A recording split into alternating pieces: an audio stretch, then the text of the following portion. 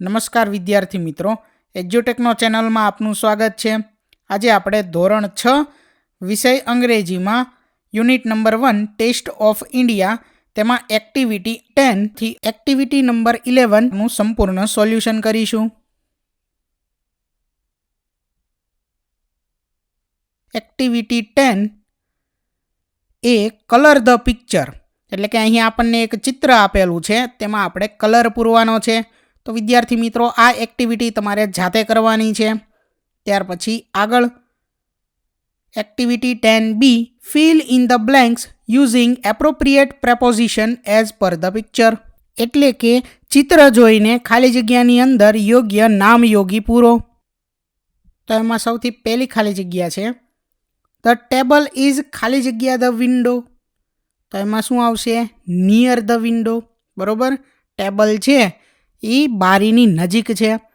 ત્યાર પછી બીજું દેર આર 6 પિક્ચર્સ ખાલી જગ્યા ધ વોલ, તો અહીંયા આવશે ઓન, એટલે there are 6 pictures on the wall, એટલે કે દિવાલ ઉપર 6 ચિત્રો હતા।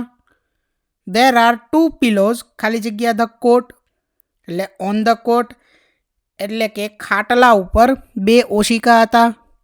ત્યાર પછી ચોથું ધ બોલ ઇઝ ખાલી જગ્યા ધ ટેબલ, તો અહીંયા આવશે અંડર, ટેબલની નીચે, બરાબર। બોલ એટલે કે દડો ટેબલની નીચે હતો।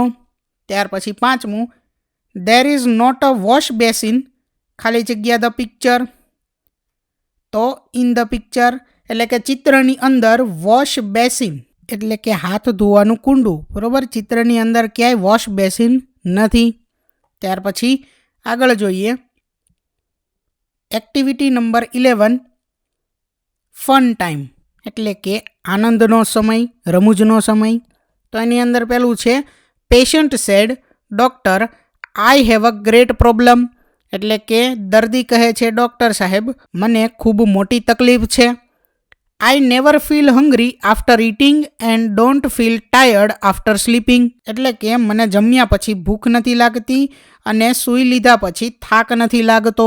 ત્યાર પછી આગળ doctor said well I've just the right medicine for you, એટલે કે ડૉક્ટરે કહ્યું વેલ એટલે કે સારું, મારી પાસે તેના માટે રાઇટ મેડિસિન એટલે કે સચોટ દવા છે।